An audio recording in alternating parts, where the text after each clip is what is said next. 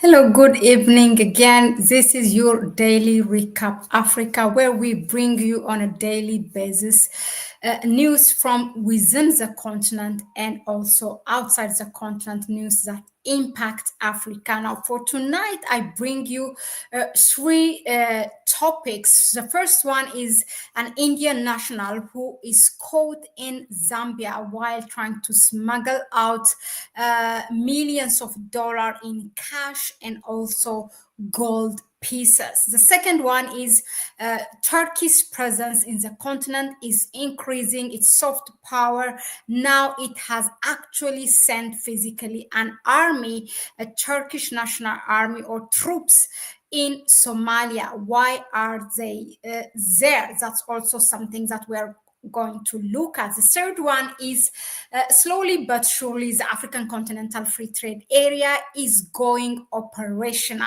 Now Ethiopia and Kenya have signed a memorandum of understanding recently to have amounting 1,000 US dollar trade transaction between the two countries. The fourth one is we also bring you slowly again but surely African leaders or African business moguls are following the footsteps of Captain Ibrahim Traore by setting up, businesses using their own natural resources. Aliko Dangote is one of them who have established recently a big tomato processing farm, which is a greenhouse in with 3 billion of naira. Now let's go to the first one, which is an Indian national has been caught on last Saturday, in Zambia while trying to smuggle out around 2.8 millions of dollars in cash and pieces of gold that are amounting to 500,000 US dollar. If you are asking to where he was trying to take this or to smuggle out from Zambia to Dubai, the United Arab Emirates. So this has been caught by the customs office of the Lusaka airport, Kenneth Kaunda International Airport. It's known as in the capital city of Zambia in Lusaka. I'm going to share the news with you here and perhaps, read you some of the highlights from it. So the synopsis of it is that the Zambian customs official apprehended an Indian national at Kenneth Kaunda International Airport for attempting to smuggle around 2.8 million in cash, 2.8 million dollars in cash and around 500,000 worth of suspected gold to Dubai. This Indian national is about 27 years old and he's caught by a multi-agency team and investigations are currently underway. So the units that caught him is known as also the Drug Enforcement Commission. This is not the first time happening in Zambia. A year ago there was such an incident also. Now just to go deep in this, the image that shared by the Zambian media showed that 100 bills of US dollar bills, which are held together with rubber bands, and also the money was packed into a black bag, which was then placed inside a larger polypropylene suitcase. That's how he was trying to smuggle it out. Just very easy. He must have had someone at the airport customs. Otherwise, you don't just smuggle out that amount of cash at the airport. Anyway, this is quote from what has been said by the Zambian officials. Quote, investigations into the matter are ongoing. And then they have also warned, saying again, quote, those involved in transnational organized crimes that's a long arm of the law will catch up with them soon.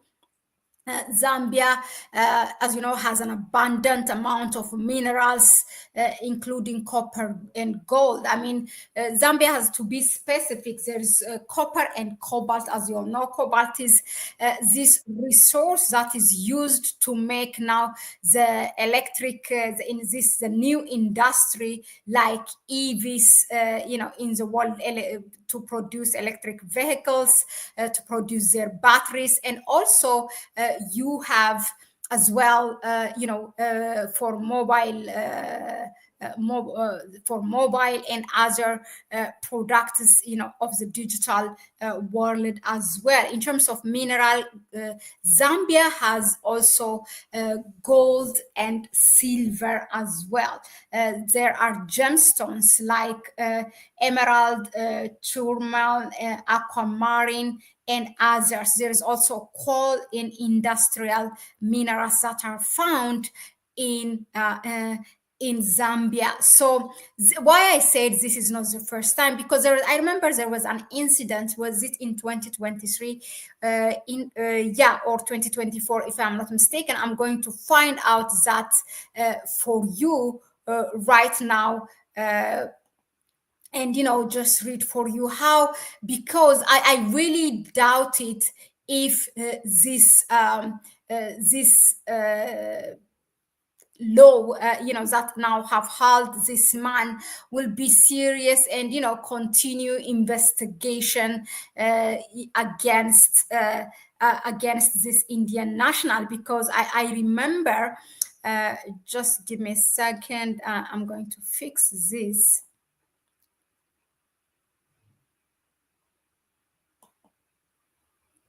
Oh, it's not going. Okay. Yeah.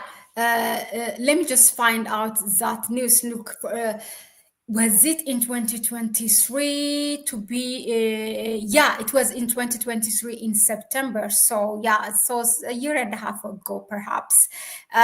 Look, there was a group of people who flew with private jet from Egypt to Zambia, having different US dollar in cash and gold and other things, actually, and these people were held. And now, just while these people were like 11 or 14 of them were arrested, but just randomly, in an odd development, during the second day of the court hearing, they were sidetracked by the disappearance of one of the defendants, who is by the name Shadrach Kasanda. He's Zambian, actually, who's a flamboyant Zambian gold dealer, known as also locally as King Shad. And so it turned out that, he had been snatched from a holding cell and driven away in a bus. And then later on, they said he told the court that he had been abducted by 5 officers from the Drug Enforcement Commission, and he claimed that they had taken him to bank and ordered him to withdraw 10 million US dollar, threatening to charge him with armed robbery if he failed to give them the money. Now, according to this gold dealer, he refused and then was taken to the command center and beaten. He was released following intervention from his lawyers. But the suspects from the 15th, only those who have Zambian nationals were presented, but the others somehow, their case was dismissed and they were released. A lot of corruption going on in this, in the law system of Zambia. But this is not, of course, something particular for Zambia. This is also, something familiar in a number of African countries, that there is corruption and the law is not. There's no law enforcement. So because of that corruption, it's not. There's no full investigation and. some way along the way, all the cases are dismissed, and the public is made to forget about it. And if you question, perhaps you might even be arrested. So that was it as far as the first news. Now let's move on. The second one is in the continent. Now Turkey is increasing its presence in the continent. Now its soft power has always been there. I mean, recently Turkey has been expanding and exporting its domestically made weapons, military weapons, to African countries. And it's known for the drones. Many African countries have bought drones from Turkey, but now it has sent its troops to Somalia following Al-Shabaab's controlling one of the command centers of town in Somalia, which is a strategic town in Somalia. So following that, to defend, according to the government, government institutions in Somalia, or Mogadishu in the capital city.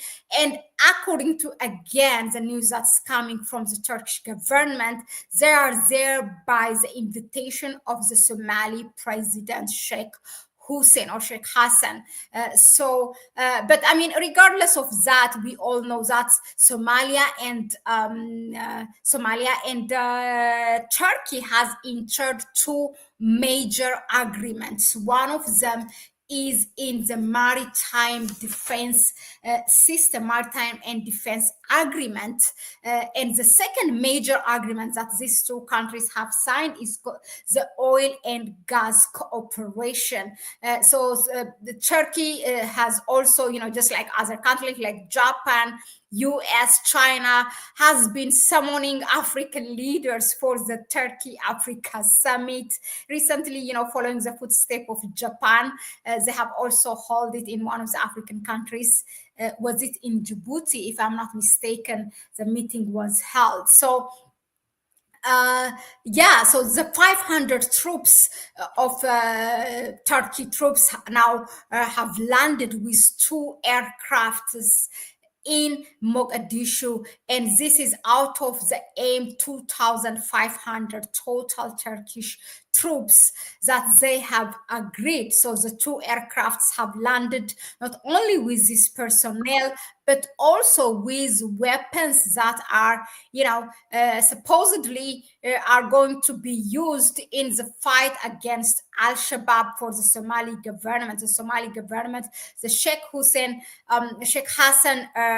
administration is now in tension because some units are actually asking for the resignation of the government following Al-Shabaab's control of strategic towns and villages in the country. Now, this is the thing. Look, the downside of it is that now the African Union peacekeeping mission at the end of 2024 has ended its peacekeeping mission in Somalia, and Somalia following that has entered, or not following that, actually wanted to sign an agreement to have a peacekeeping mission from internationally, not only from Africa. So it has its own fate with Ethiopia, because Ethiopia has signed that memorandum of understanding to have access to the sea in Somaliland,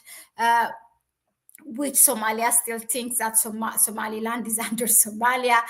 But anyway, Turkey has led the peace negotiation between Somalia and Ethiopia. So also they are entering as a peacemaker, selling their weapons, now sending troops.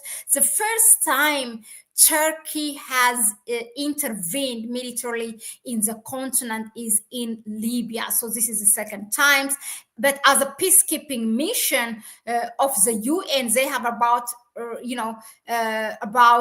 50 or something military in Central African Republic, but really bilaterally, this will be the first one, their intervention in Somalia. But the thing is that they have all the legal background.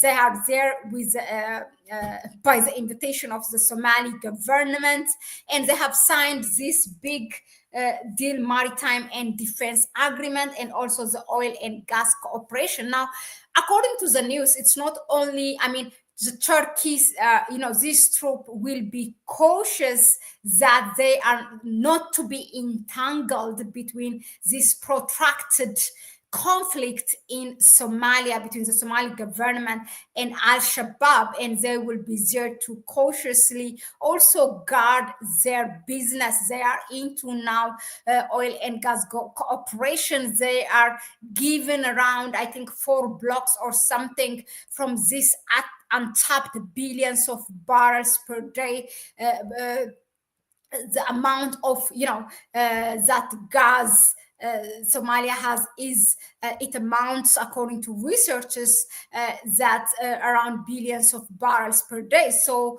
they are tapping that business. So they want to guard that, and also now they are present on the Red Sea. So just like any other non-African countries like China, France, US, you name it, a number of them, UK. All of them now they're having their own portion, and they don't want to go. They want to show that to the world they are there also. Now what is happening in Africa is now like their business as well. But let's see where this will lead. So that is as far as regarding Turkey's presence, setting its first footsteps in Africa, that is militarily. Now, moving on, we are going to, it brings us to the third topic here, which is the African Continental Free Trade Area, slowly but surely going operational. Now, Ethiopia and Kenya have signed this agreement recently, and I'm going to share that news with you because it's really important. Now, just to give you a background, the African Continental Free Trade Area is first of it, where it is where in 2018, when it was adopted, immediately more than half of the countries, the member states, have signed it. Now, currently 54 countries except Eritrea. There are totally 55 countries. So except Eritrea, 54 countries have signed that agreement, and 47 of them have ratified it. And in West Africa, now in East Africa, regionally, countries are with their, proactively having that bilateral agreement or regional agreement to enter operational, to make it operational between, to have trade transaction between countries. Let me just share it. Give me a second.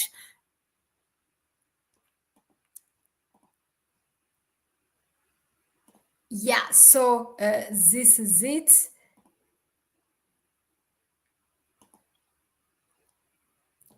So if you look at it, so it's it says Kenya and Ethiopia signed memorandum of understanding to streamline $1,000 border trade. It's a very, very small amount, but guess what? I mean, this is, you have to make some baby steps, to go to the bigger one. Now, Kenya and Ethiopia have signed a memorandum of understanding to facilitate cross-border trade under the African Continental Free Trade Area, establishing $1,000 US trade threshold for goods at the Moyale border. Moyale is a border that the two countries share. You can you have tribes between people on both sides. There is a Moyale in Kenya. There is Moyale of Ethiopia as well. Now, the agreement finalized in Mombasa aims to simplify trade process and support economic activity for border communities. Now, Kenya's Cabinet Secretary for Investment, Trade and Industry, Lee Kinyanjui, have outlined the agreement's objectives. Quote, "We are emphasizing that within the bigger scope of things, Kenya and Ethiopia will look for ways to implement free trade. This will allow goods from either country to move easily and enable people to work freely across borders," he said, noting that potential benefits for sectors like tourism and industry. The border trade is it is a trade zone at 50 kilometers within, that is in Ethiopia, and then 100 kilometers in Kenya, meaning having Moyale as a starting point. It allows traders to conduct transaction up to 1,000 US dollars with a limit of 4 trips per month based on a mutually agreed product list. Now, you know why I am so happy? Because this border, Kenya is a neighboring country for Ethiopia, which shares border in the south part of Ethiopia. Now, there were, from time to time, there are conflicts between between two tribes, conflicts that happens, not really big one, but small one. Now, creating this opportunity for people to trade, as opposed to as opposed to having a conflict. That is something what we need, when they have trade, because the people themselves become the guard of that trade. They don't want to lose that benefit. So anyone that is trying to create a havoc or any conflict, they will be the ones that will identify that person or anything and bring it to justice. So when you have trade business, usually the chance of, or the probability of having a conflict is very less. So to create that opportunity for the two people who were known, for having conflict from time to time, is something really beautiful that we can look at beyond just having a trade transaction. Now, moving on to the fourth and the last news, is that in this daily recap Africa, is that slowly again but surely, African business moguls and African countries are following the steps of Captain Ibrahim Traore. Why do I say that? Recently, the business mogul, the richest black man in the world, who is Aliko Dangote, has now created a tomato processing greenhouse in Kano region in Nigeria with 3 billion naira. The facility is designed to process between 300 and 350 million tons of hybrid tomato seedling. This is a bold step towards making Nigeria self-sufficient in tomato production. Now, this greenhouse nursery will facilitate increased production of high-quality seedlings. Nigeria currently consumes about 2.3 million tons of tomato paste annually. The Dangote farm plans now to produce to a capacity of 8 million annually, which exceeds the local consumption, and perhaps he's planning to export as well.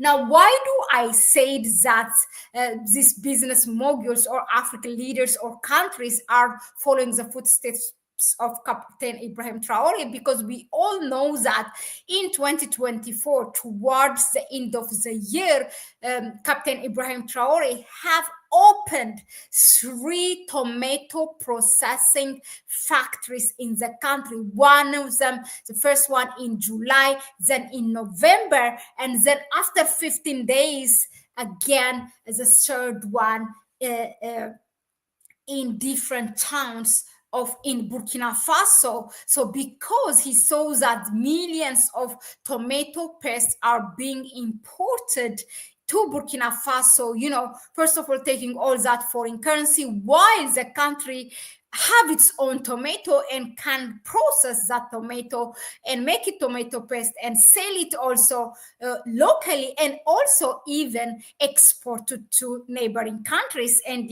we all know that Captain Ibrahim Traore is all about economic independence and using its own natural resource, Burkina Faso's natural resource, to the Burkinabe people in a way that it benefits the Burkinabe people. So he is, he is the pioneer in this. So now Aliko Dangote is following that footstep. We really, really admire that. But Aliko Dangote is also known, as you know, he has a Dangote refinery company using,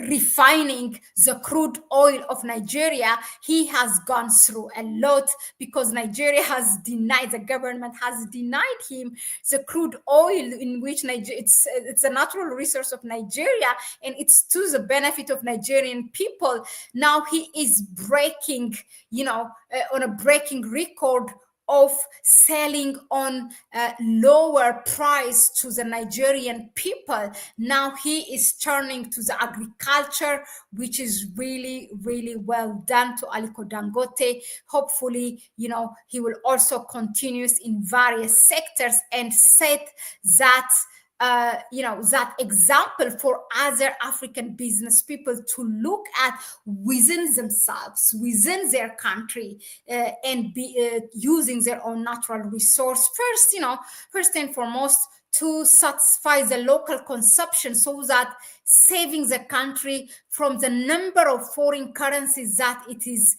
spending, in which they get probably through loan or something. So that's a good step. Thank you very much for tuning in. That was it for us. And please help us by sharing this video with others, and let us know in the comment section what do you think of our daily recap Africa program, in which I will bring you on a daily basis at 9 p.m. Central European time or at 10 p.m. Eastern African time. Let us know in the comment section, and on a daily basis also you can suggest to us which topic you want us to analyze during the day, and what you suggested, the topic you suggested might make it to our daily Recap Africa program. Thank you very much again, Al Kabulan, Clement, for your donation. Please, you can share with others the video, and also you can donate to our PayPal account. You can find it in the description section as well. We have also a link for Buy Me a Coffee link. You can also donate through that. That was it for now, and I will see you on the next one. It's a bye-bye for me for now.